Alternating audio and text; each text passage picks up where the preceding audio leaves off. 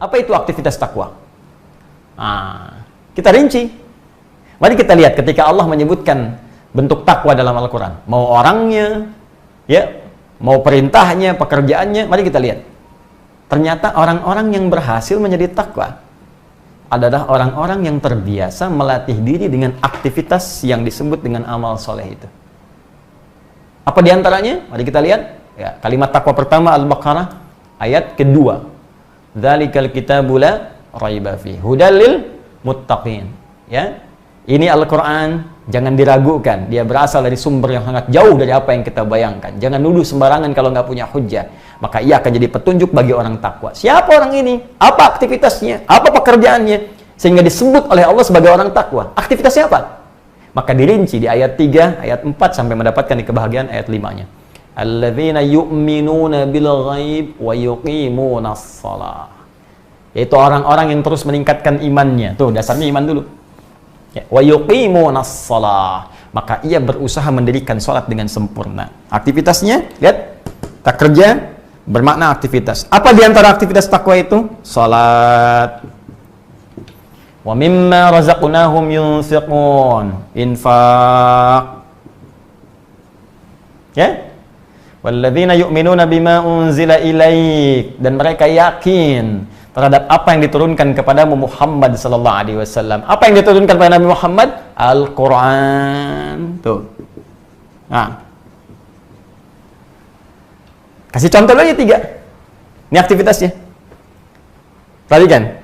Orang salat itu bagian dari takwa. Kesimpulan terbaliknya, maka orang takwa itu punya aktivitas. Apa pekerjaannya? Rajin salat, rajin infak, ya. Rajin berinteraksi dengan Al-Quran. Ini baru 3 kita turunkan. Ya. Karena itu saat Ramadan, aktivitas ini pasti banyak muncul. Silahkan cek. Sholatnya pasti akan meningkat. Mohon izin. Ketika kita belum masuk Ramadan, mungkin sebagian orang hanya berusaha menjaga sholat fardunya. Yang penting 5 waktu nggak tinggal. Belum tentu dia duha, belum tentu syuruk, belum tentu tahajud. Ya kan? Belum tentu rawatib sempurna. Tapi dahsyatnya Ramadan bisa menjadikan seseorang sampai begitu perhatian pada sholat sunnahnya. Bahkan ini musim-musim sekarang, PSBB ini, ya, yang kita diminta dengan segala keterbatasan kita untuk mengerjakan aktivitas di rumah. Itu pun yang difikirkan, Masya Allah, tarawihnya. Pada tarawih sunnah kan? Ini sangat menarik gitu, tarawihnya. Nah, jadi dahsyatnya Ramadan itu bisa meningkatkan kualitas ibadah. Jangankan yang fardu, sunnah bisa meningkat. Ini. Salat. Jadi teman-teman sekalian, ketika kita masuk pada bulan Ramadan, kutiba alaikumusiyam, maka Allah akan melatih kita untuk meningkatkan kualitas dan kuantitas salat kita. Karena itu bentuknya menggunakan takun, salah satunya dengan menggunakan pemaknaan waktu sekarang. Sekarang di sini konteksnya masuk Ramadan. Ini orang takwa itu begitu masuk bulan Ramadannya, insya Allah bila tidak ada halangan kita mulai esok hari Jumat. Ya, begitu masuk sekarang, karena konteks ayat ini, ayat tentang Ramadan, dimulai puasanya. Ini begitu masuk bulan Ramadan, dia berusaha meningkatkan ibadah sholatnya. Ini pertama. Jadi kalau Anda ingin lihat, apakah Anda termasuk kandidat peraih orang takwa atau tidak, kandidat yang masuk dalam kategori berhasil puasa atau tidak, lihat nanti, mulai malam. Saat masuk, berganti waktu ke maghrib, naik, mulai masuk malam Ramadan, malam pertama. Ya, maka kita cek nanti, ada nggak ibadah sholat di malam harinya? Cek, oh ada ternyata. Ya, qiyamnya, qiyam Ramadan. Dalilnya hadis Nabi SAW. Man qama Ramadana imanan wa ihtisaban ghufira lahu ma taqaddama min dhanbi. Siapa yang bisa menghidupkan qiyam, bangun salat di malam-malam Ramadan dengan penuh keimanan, dasarnya iman ini, wa ihtisaban, ketulusan, mengharap ridha, pahala dari Allah, mengoreksi dirinya. Ya ghufira lahu ma taqaddama min dhanbi. Begitu ditunaikan ikhlas karena Allah, koreksi diri, taubat kepada Allah, seketika diampuni dosa-dosanya oleh Allah dari sejak ia berbuat kesalahan saat baligh sampai malam itu. Allahu akbar. Bagaimana rahmat Allah diturunkan ketika ada hamba bangun di malam pertama Ramadan, malam Jumat lagi, ya Allah, Masya Allah. Kemudian dia sujud, minta ampun kepada Allah, ya Allah, hamba banyak salah. Tapi rahmatmu ya Allah melampaui segala murkamu. Maka hamba memohon rahmatmu ya Allah. Sujud dia, menangis. Ketika kemudian dia memohon turun ampunan Allah, terbayang, walaupun ajal tiba pada saat itu, kemudian dia wafat di malam pertama, dia sudah mendapatkan ampunan Allah Subhanahu wa ta'ala dari semua dosanya. Dan dia punya amalan pertama kali sujud. yang jadi kebanggaan di hadapan Allah. Bukankah kita dimuliakan dengan sujud itu? Ya, bukankah perkara sujud yang mengangkat kita dan merendahkan syaitan? Iblis tidak mau sujud, ya, sedangkan kita mau sujud di hadapan Allah, dan dengan sujud itu malaikat diperintahkan untuk hormat kepada Adam alaihissalam. Jadi kalau manusia pernah punya amalan sujud, maka itu jadi salah satu kebanggaan di hadapan Allah Subhanahu wa taala. Karena itulah sujud yang kita lakukan dalam salat menjadi amalan pertama yang akan dihisab di hadapan Allah Subhanahu wa taala. Nah, ini jadi konteks ini sekarang konteks Ramadannya, jadi begitu masuk Ramadan salatnya meningkat. Nah, karena itu coba siapkan dari sekarang. Saya sarankan siapkan agenda Ramadannya. Salat apa saja yang bisa ditunaikan dalam sehari. Malam ada apa? Ada tarawih. Malamnya bisa ada kesempatan tahajud kalau nggak memberatkan kita untuk sahur kemudian dan beraktivitas esok harinya. Karena sekarang banyak di rumah, kita bisa hidupkan. Ya, kemudian masuk keesokan harinya 2 rakaat sebelum subuh, ya. Ada salat duha antara subuh ke zuhur. Ada qabliyah zuhur, ba'diyah zuhur. Saya ada pertanyaan, Ustaz, kalau saya salatnya di rumah, qabliyah masih berlaku tidak? Masih berlaku. Karena qabliyah itu nggak ada kaitan dengan masjid dan di luar masjid. Walaupun salatnya di rumah, ketika azan berkumandang selesai, ada qabliyah, silahkan tunaikan qabliyah. Setelah selesai mau ba'diyah, silahkan tunaikan ba'diyah. Karena salat itu ditunaikan bukan terkait dengan keadaan Anda di masjid atau di luar masjid. Rinci, sampai ke sebelum asar, ada 4 rakaat. Sebelum maghrib, ya, ba'diyah maghrib setelahnya. Kemudian antara azan dengan iqamat, sebelum isya, setelah isya. Tapi khusus untuk yang sebelum maghrib, itu kalau dalam kondisi yang sifatnya memang memungkinkan untuk menunaikannya saja. Ya, kata Nabi SAW bermakna, sallu rak'ataini qabla al-maghrib, wa la tattakhidhuha sunnatan. Silahkan salat 2 rakaat sebelum maghrib, tapi jangan jadikan kebiasaan, karena kondisi tertentu saja. Ya, kenapa? Karena jarak maghrib ke isya itu begitu padat, mepet. Apalagi Ramadan saat ini, Anda mungkin buka dulu, jadi waktunya agak mepet ke isyanya, jadi Anda bisa langsung lakukan salat maghribnya dan ba'diyah setelah itu. Ya, beda kasusnya kalau sedang di Masjidil Haram, nunggu orang tawaf, baru masuk, Anda bisa mungkin daripada mengerjakan yang tidak penting, bisa salat 2 rakaat dulu. Jelas ya? Secara lugas dan mudah, mulai sekarang, sebelum masuk nanti malam Ramadan, Anda rinci, ada sholat apa saja yang bisa ditunaikan di bulan Ramadan.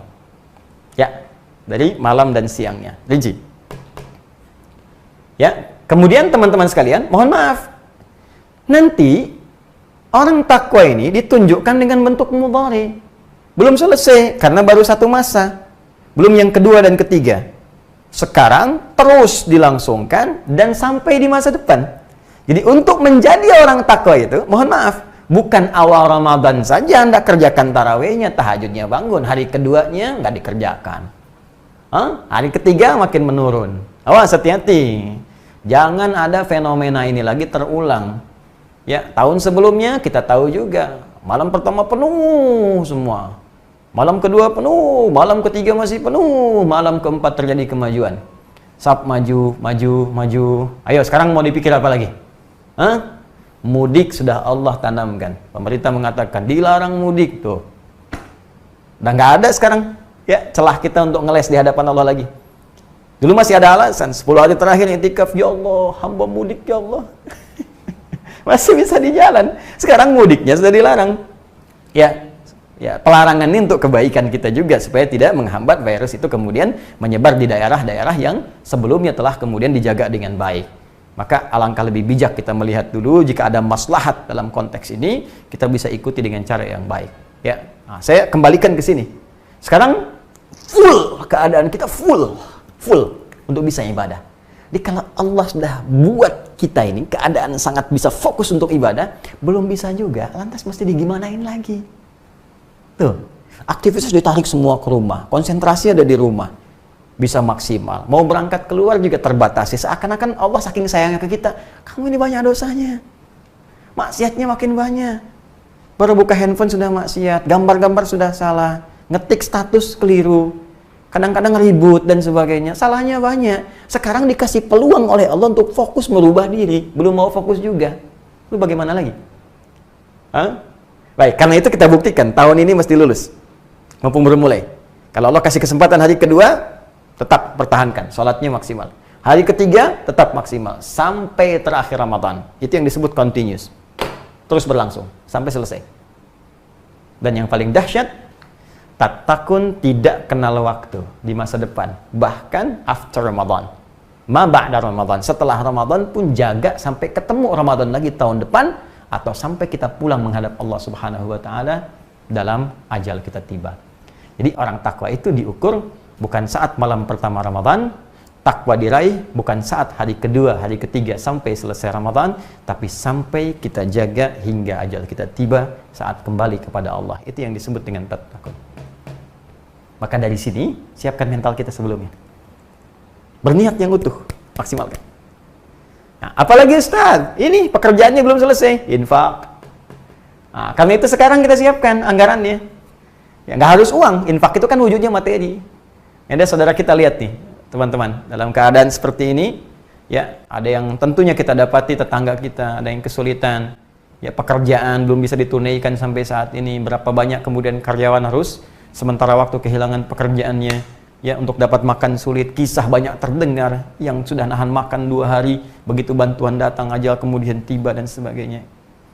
Barangkali ditampakkan oleh kita kepada Allah supaya kita semua bisa beramal saleh.